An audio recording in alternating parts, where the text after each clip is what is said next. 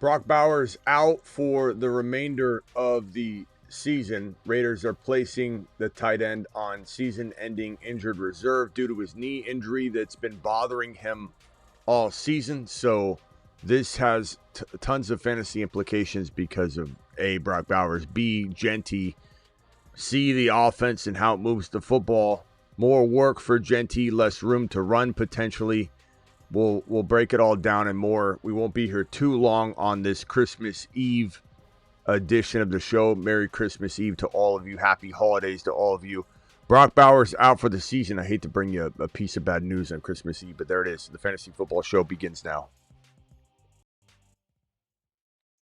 Live from the FantasyFootballShow.com studios. It's the Fantasy Football Show. Live! Monday through Friday, 8 p.m. Eastern. Smitty is also live whenever news breaks. We'll be back later tonight as well. Probably won't be live at the normal 8 p.m. time, but we'll be live for the Graveyard Show. So you get a little bit of an early show here. It's we're a couple hours early, maybe 3 hours early today. Won't be here super long. I'll answer any questions I can as fast as I can. And then we'll be back for the Graveyard Show on the channel. Look, Brock Bowers, this is a huge blow to anybody that has Brock Bowers, and they were hoping to get some sort of production out of him in this game. But season-ending injured reserve due to the knee injury that he's battled all season long. Going to be a good value walking into 2026. I kind of feel like this situation, while horrible right now, will definitely be a blessing in disguise for 2026 value.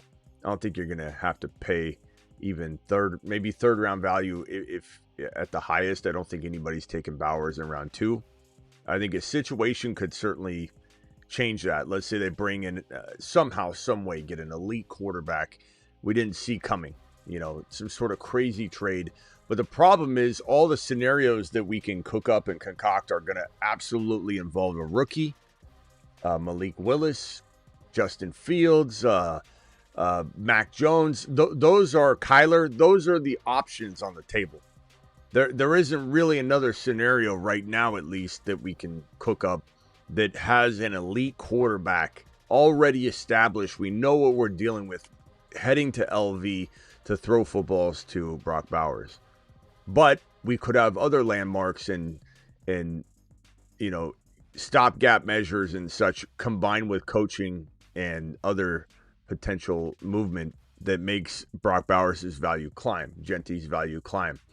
So 2026 will be interesting to see how far we can get both of these gentlemen in 2026 drafts. Can we get Brock at 4.1? Can we get him at 4.5? Do we have to pay 3.5? I don't know.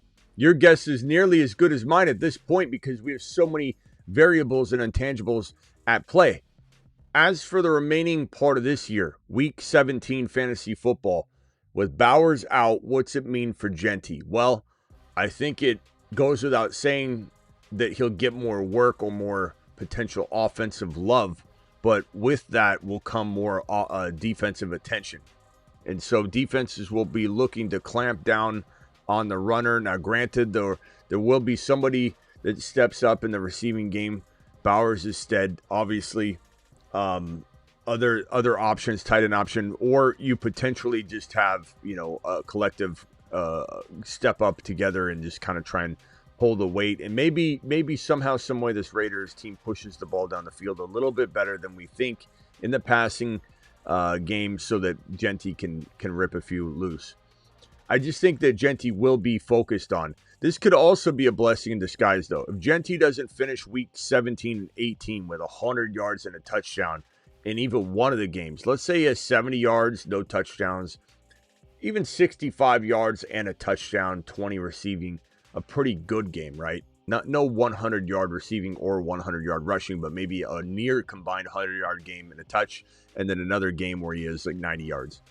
If he exits 2025 with those two games at the tail end of his Week 16 explosion against the Houston Texans, the best defense in football, I might remind you, and I believe that is right here. Jeanty, 188 total yards, 2 touchdowns against the Texans in Week 16. If Jeanty can escape this performance by stacking week 17 and 18 with mediocre, one good, one mediocre, two mediocre performances, we get a blessing in disguise handed to us in 2026 because Jeanty then becomes a mid-third to late third, maybe early fourth rounder in some cases if Jeanty goes out on a tear. And I know some of you need that, and I want that for you too when I'm rooting for it. And I got one league where I got Jeanty that I want him to do extremely well. So I'm not rooting against it, but I'm just merely saying there's a blessing in disguise waiting for some of you that are big Jeanty believers, that if he has mediocre games in week 17 and 18, we're getting about a half a round discount. That's how important these two games are for his ADP, his early ADP anyway. Then when things start unfolding, free agency, quarterback acquisition, coaching changes, offensive line additions, offensive line drafting, Jeanty's value will climb and go up all over the place based on all of that. But initial, underdog, big board, code Smitty, I'll drop the link in the live chat. We start drafting on the big board, I believe, the day after the Super Bowl, I think is when the big board drops. And so we're going to have a huge advantage. Promo code Smitty, play 5, get 75. We have a huge advantage if there's a mediocre week 17 and week 18 for Jeanty. So for week 17, I'm going to predict that he has a decent day, has a couple good rips, maybe a chance to fall into the end zone. But I don't know that we're going to get this kind of performance without Brock Bowers keeping the defenses at bay and honest. I don't know. Anything's possible. I mean, did any of us think that this would be the game that Jeanty has 188 and 2 touchdowns against the best defense in the National Football League? So certainly anything's possible, and I'm certainly not sitting Jeanty if I can help it in week 17 and week 18, despite Brock Bowers being out. So if that gives you a little bit of confidence and still some confidence in the situation, I'm still starting Jeanty almost everywhere that I have him. It's just a little bit of a nutsack kick. We got a $5 hauler from my boy Jared. He says running back 2, Brees, Spears, Henderson if he plays. Hendy if he plays. Or Carter. I'm going Brees if he doesn't. 2 flexes, Diggs, Egbuka, Terry, Pitts. I'm going to go Diggs and probably Buka for the championship. If you want to go Scary Terry and Diggs, I totally understand it. And it probably is the safest move.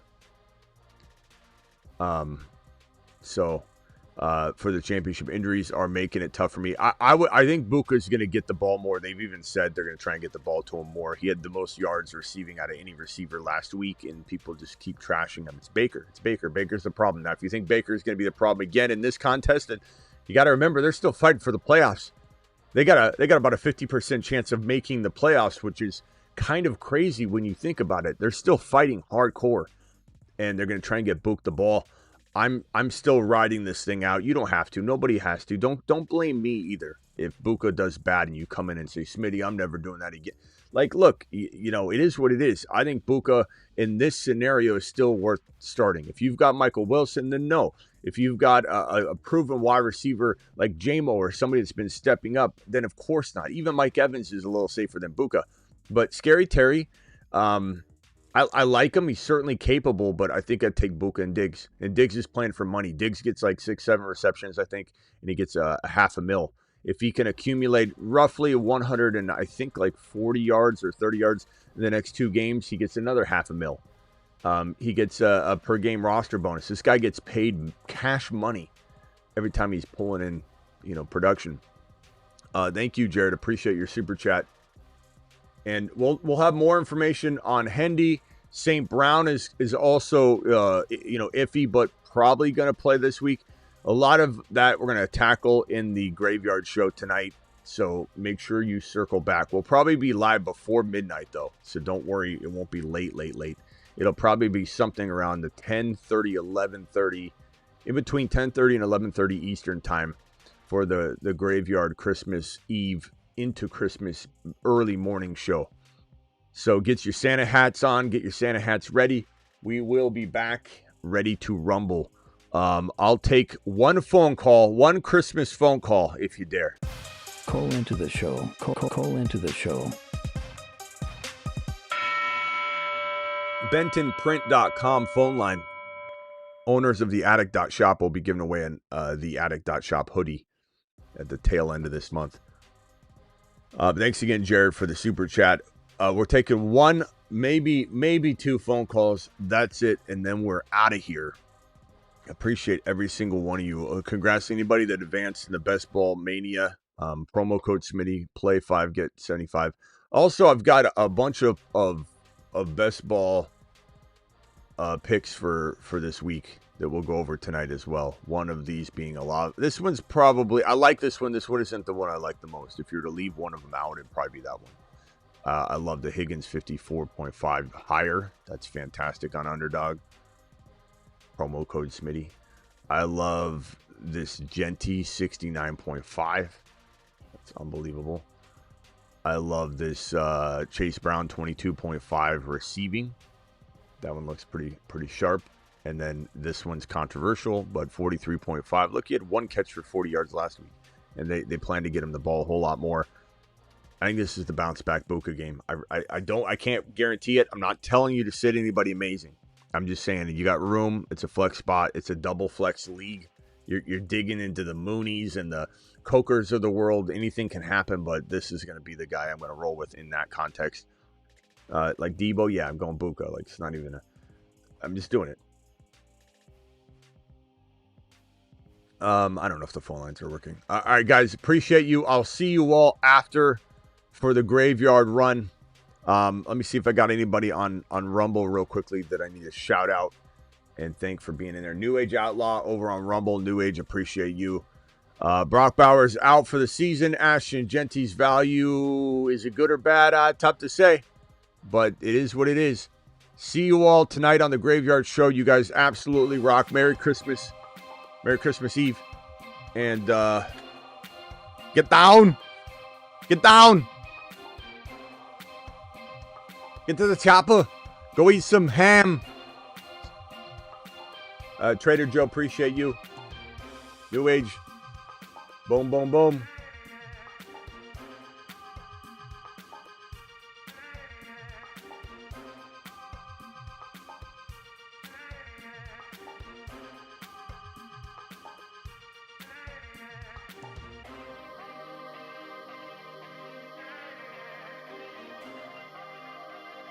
Oh, BBQ, hold on a second. We got to come back here real quickly. What did BBQ do?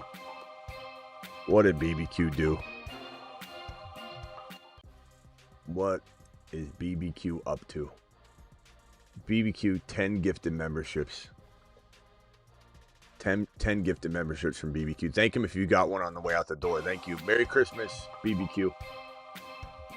Merry Christmas to everybody. Happy holidays as well. But Merry Christmas. Merry Christmas Eve. New Age, Trader Joe, Rumblers, see you later. See you tonight.